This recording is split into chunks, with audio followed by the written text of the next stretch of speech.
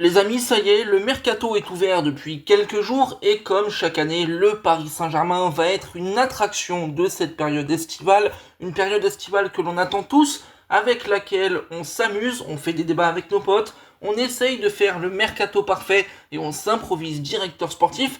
Et aujourd'hui, pour évoquer le Paris Saint-Germain et le mercato, on ne va pas nous-mêmes s'imposer comme étant le directeur sportif du club, mais on va demander à ChatGPT de le faire, un concept que je trouve plutôt sympa, plutôt détente. Alors aujourd'hui, on va faire en sorte que ChatGPT devienne le directeur sportif du Paris Saint-Germain. Mais avant de commencer, évidemment, il faut identifier les besoins et mettre en place un contexte. Alors tout simplement, on va évoquer les besoins du Paris Saint-Germain.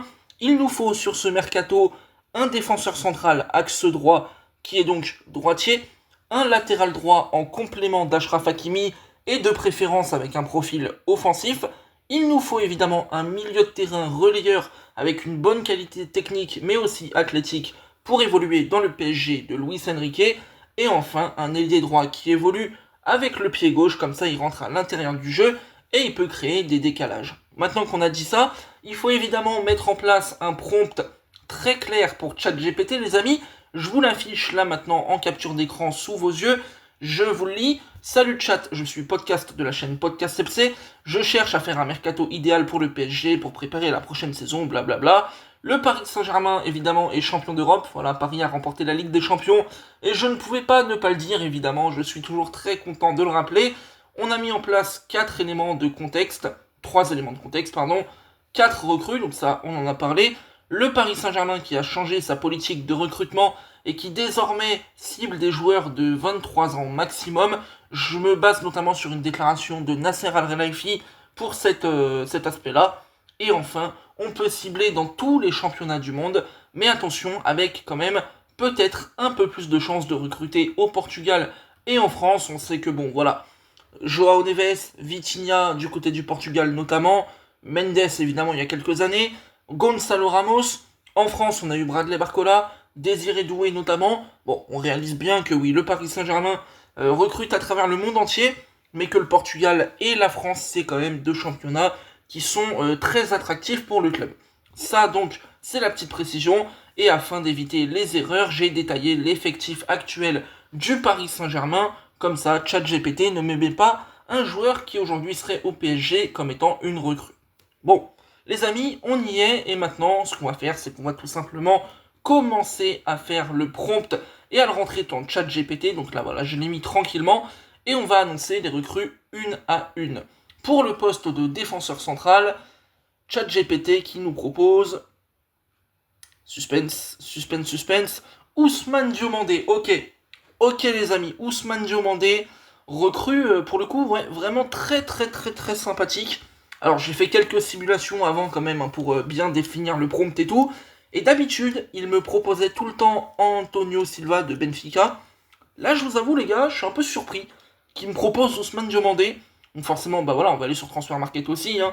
Diomandé, le joueur voilà, du Sporting, joueur d'une grande qualité. Franchement, ouais, valeur marchande 45 millions d'euros. Joueur forcément très bon à la relance, il est athlétique. Pour moi, franchement, sincèrement, je valide le choix de Diomandé sans aucun problème. Et je trouve que c'est une très bonne option. Donc, super.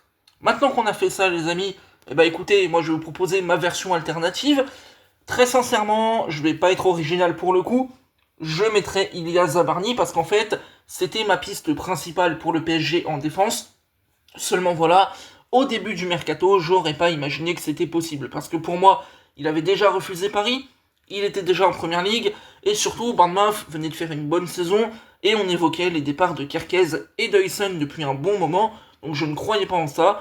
Mais aujourd'hui, on me dit que oui, c'est possible de faire Zabarni, donc je mets Zabarni, mais attention, parce qu'Ousmane Diomandé, pour le coup, ouais, vraie grosse recrue, très content là de ce que ChatGPT m'a proposé. En tout cas, les amis, sans aucune hésitation, on va lui demander tout simplement de faire la prochaine recrue, hein, les amis, pas de problème. On va lui dire, tu peux passer à la prochaine recrue, et on va y aller tranquillement pour le latéral, du coup en remplaçant d'Achraf Hakimi. Donc toujours en moins de 23 ans, ok, très bien. Oh, mais oui les amis, oh mais oui, ah je suis content, là je suis très content les amis. Thiago Santos, donc on part sur un mercato bien touche portugaise, hein, avec un joueur qui vient du Sporting et un joueur là qui vient de Lille mais qui est portugais. Et pourquoi je suis très content les amis? Parce que Thiago Santos, malheureusement, s'est fait les croisés. Aujourd'hui, le voir au Paris Saint-Germain, c'est une possibilité qui est vraiment réduite, mais on va voilà, très vite aller voir les amis le transfert market de Thiago Santos. Je vais pas vous cacher que c'est un de mes joueurs de Ligue 1 préférés. Aujourd'hui, valeur marchande à 15 millions, il a seulement 22 ans. Il a joué que 7 petits matchs, mais déjà une passe décisive cette saison. Et surtout, regardez la polyvalence ici, c'est assez incroyable. Franchement, ouais, pour moi, Thiago Santos, ça aurait été une option parfaite la saison dernière. Je le réclamais notamment vis-à-vis de mes potes. Je faisais une propagande assez salée pour Thiago Santos. Mais finalement, ouais, là, malheureusement, il s'est fait les croisés. Pour moi, c'est une très très très bonne recrue, les amis. Je suis vraiment très content. Donc, ouais. Si j'avais dû personnellement faire le mercato du PSG, une solution alternative, j'aurais mis, je pense, Achampong de Chelsea, qui pour moi est une solution de qualité. Il est jeune, techniquement, et la rapidité, évidemment, c'est fort. Il est polyvalent, donc pour moi, ça aurait été une très très bonne option. Mais Thiago Santos, je suis vraiment content avec ça. Ce qu'on va faire, du coup, les amis, bah, c'est qu'on va enchaîner le milieu relayeur, évidemment. Bah oui, parce que c'est important. Le milieu relayeur, s'il te plaît, ChatGPT, voilà, on va y aller tranquillement. Personnellement, je cible un joueur de Ligue 1, vous le verrez plus tard, mais je ne sais pas ce qu'il va me proposer. Ok, Archigray, les amis, que je ne connais pas, pour le coup, je vais être honnête avec vous. Là, je découvre en direct, je ne connais pas Archigray, les amis, donc je vais pas me faire un avis, mais je vais aller voir quand même sur Transfer Market ce que ça peut valoir. Un joueur, ok, 19 ans, évalué à 38 millions d'euros, c'est solide, les amis. 1m87, milieu défensif, c'est ah ouais, très très costaud. Honnêtement, ouais, milieu défensif, vraiment, il l'a mis ouais, purement milieu défensif. J'aurais aimé un milieu relayeur, ça aurait été peut-être un peu plus sympa. Mais en vrai, je connais pas du tout le joueur, les amis. Pour le coup, je connais pas du tout le joueur. Donc je saurais pas vous dire. Ce que je peux vous dire par contre, c'est que si j'avais dû faire un mercato alternatif pour le PSG, j'aurais pas migré. Par contre, j'aurais mis un joueur qui évolue en Ligue 1 et il a joué à Metz, il a joué à Monaco, il joue à Monaco, vous aurez compris. Je parle de Lamine Camara. Pour moi, c'est le profil parfait aujourd'hui au PSG. C'est un joueur voilà, qui clairement athlétiquement répond présent, techniquement répond présent. C'est un joueur que je veux depuis qu'il est au FC Metz, au Paris Saint-Germain. Je sais que c'est un peu particulier. Tu te dis, t'es le PSG, tu vas cibler un joueur qui joue dans une équipe qui joue le maintien. Mais à un moment donné, les gars, le football, c'est le football. Et quand vous avez un joueur de grand talent, quand vous avez un élément bah, voilà, de qualité, il faut pas hésiter. Donc voilà, je vous mets la compo ici avec mes recrues à moi pour faire un petit peu le jeu. Et on va partir, les amis, tout simplement pour la dernière recrue de ce mercato. On va aller chercher un ailier droit qui joue avec un pied gauche. Donc vise un ailier droit gaucher STP chef. Voilà, on va lui dire ça à chat tranquillement. Et on va y aller, je sais pas qui va me proposer. Personnellement, je ciblerai un autre joueur de Ligue 1, je pense que vous avez compris de qui je parle. Et il me propose, ok, Rooney Bargi. Alors là où c'est un peu marrant, c'est que je crois que le mec a vraiment été ciblé par l'OM il n'y a pas très longtemps. Donc pour le coup, c'est assez drôle. Mais cela dit, c'est vraiment pas dégueu. Pour le coup, c'est une piste vraiment intéressante. C'est un joueur qui aujourd'hui est évalué à je ne sais combien. On va chercher ça. Rooney Bargi qui est évalué à 7 millions parce qu'il lui reste un an de contrat ou alors un peu moins. Donc ça c'est cool. Ok, très bonne recrue, moi j'aime bien. Malik Fofana, effectivement, qui là bon, est une autre alternative proposée par ChatGPT. J'aime bien cette alternative, elle est sympa.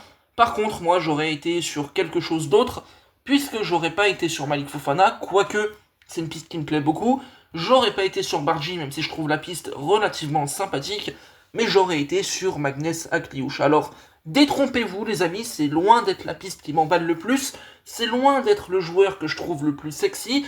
À l'époque, on avait des débats avec mes potes, Cherki ou alors Akliouche. Autant vous dire que j'étais pas de la team Akliouche, hein, voilà, j'étais vraiment team Cherki à 200%.